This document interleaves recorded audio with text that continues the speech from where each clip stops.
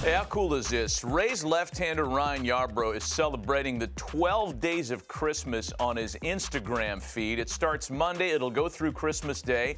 And he's just giving away stuff. Daily giveaways, including signed cleats, balls, cards, T-shirts, other tchotchkes that fans would find interesting.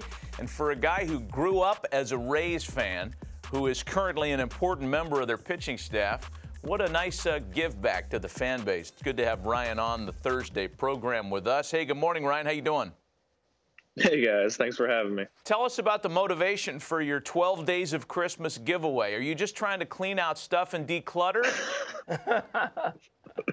No, I promise. It's not it, I swear. I think it's just more about obviously being a weird year and really missing that fan interaction, kind of seeing them around the ballpark during BP, all the meet and greets. So that was just a way for me and my wife. We thought about the best way we could during this time interact with fans and obviously spread a little Christmas cheer. You know, guys, it's the holiday spirit. So growing up in that area, Ryan, you grew up not too far away from the ballpark there. Local high schools and everything else. Do you have any old high school stuff that you're giving away as well? Oh, man, I don't know if I wasn't any plans. I don't know if anybody even wants any of that stuff. That's the vintage stuff. Where'd you go to high school vintage. At George Jenkins and then All Saints over in Lakeland, so not too far away. I'm sure my dad has some things we could probably drum up if that's intrigues enough people, but not too sure about those ones. How do people sign up for this thing? They get on your Instagram page, they follow you, and then they can sign up?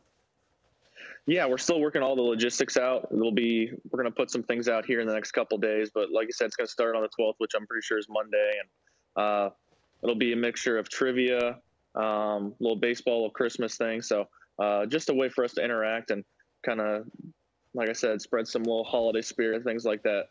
Hey, let me hit you on the World Series a little bit. And from your perspective, from a guy who was out there on the field wearing the uniform, playing in the games, one of my takes is that it goes 7 games, and it might even go differently in terms of the Rays winning the thing if Manuel Margot steals home in a full ballpark and it's loud.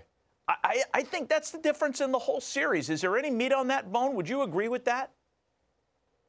I was in the dugout, and I remember seeing it, and I feel like at first it didn't look as close necessarily, and then you literally watch it on video replay, and you realize how close it was a play for him to scoring. So I think there's some merit to what you're saying there, that it could have possibility with how larger crowd, everybody cheering and screaming, but I don't know. It's kind of hard to look back on those things at this point. But yeah, it was definitely a really close play, and I think it caught everyone by surprise when he did it. Let me hit you on another one then. Have you ever been around in high school, in the minor leagues, a guy that was as hot in a stretch of time as what Randy Arozarena did for you guys in the month of October? Not even close. It was probably the most incredible thing I've ever seen in my life. And he did it all throughout the regular season. Obviously, he got a late start with us coming up later in the year, but all he's done ever since he's been up with us is hit. And it's just incredible. And then the whole playoffs, it's like, okay, this guy's really hot. It's like, how long can this go?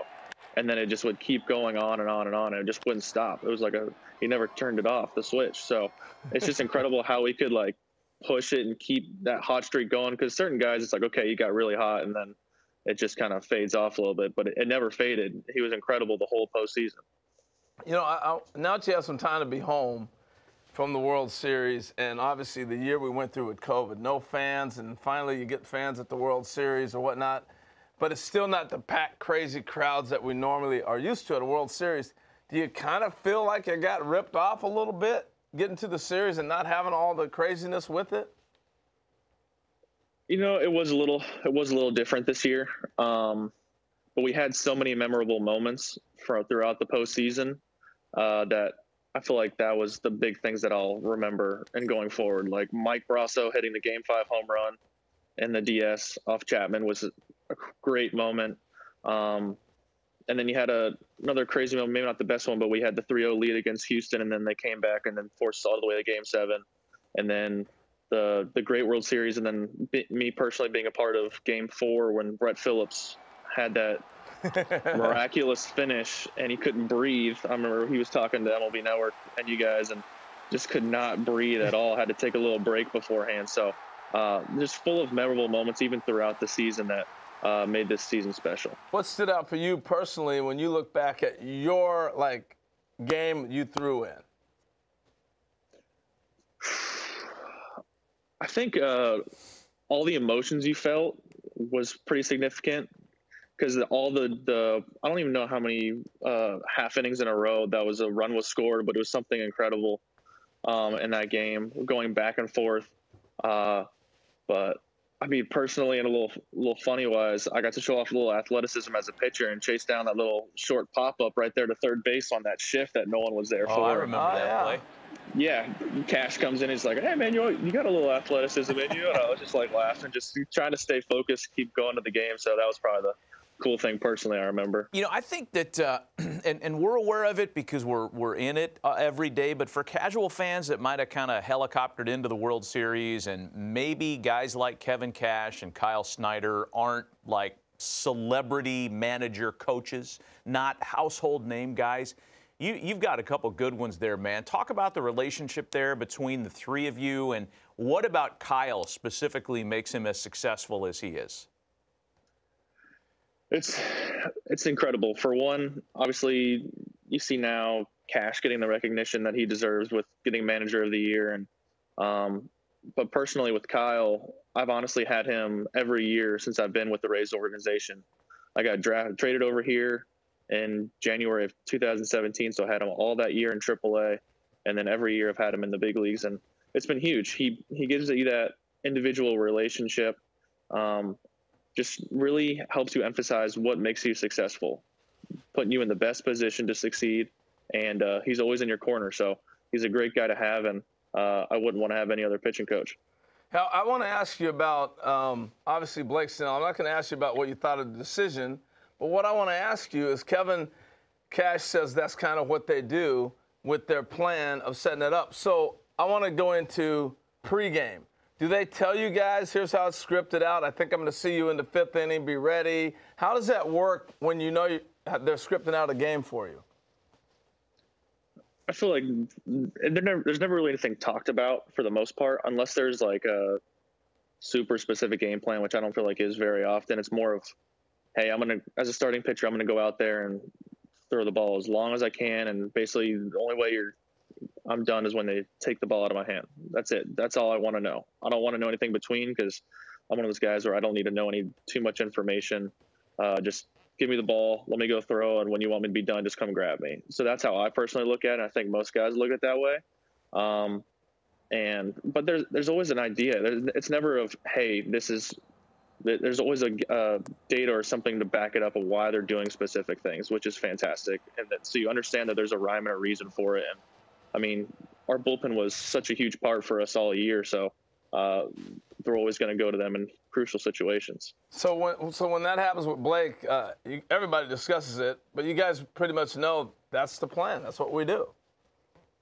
Yeah, it's happened before, and it's.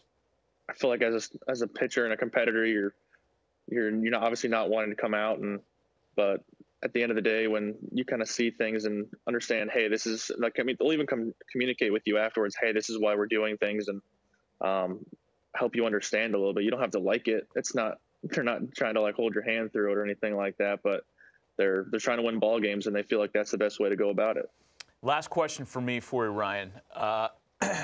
Think about it, because I'm just dying to get an answer from somebody on this. Have you ever seen the ghost that is following G-Man Choi around the American League East? Oh, gosh. Because apparently he believes that there's a ghost that he sees that, Did you know this? Did you know this? Or is it just something Matt made up?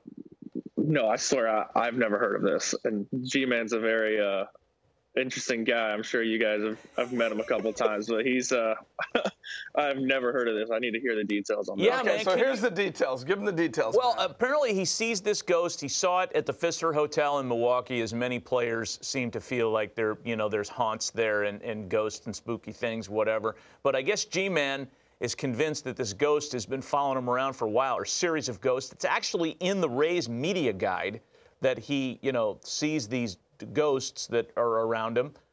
So, man, if you could hook us up, like, we don't have a way to talk to the dude. We've tried to book him as a guest for years, right? He leaves the country. I don't know where he goes in the offseason. If you could find out any details, get a hold of us, text, email, post it on your Instagram account. We'd be most appreciative because I'm fascinated by this Maybe story. you give that away as one of your 12 gifts. Here's the answer.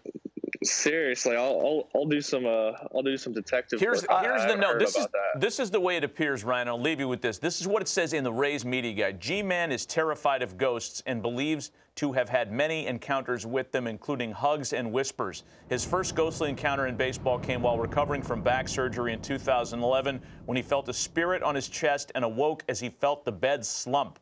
He had another encounter at the Pfister Hotel in Milwaukee, where a number of players claim to have experienced the paranormal. It's real. It's happening.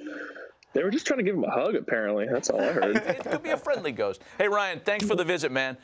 Real cool thing you're doing on Instagram, and have a great Christmas and holiday season. Hey, congrats All right, on thanks, a great guys. year, too, Ryan. I bet. mean, you had a phenomenal season. Good stuff.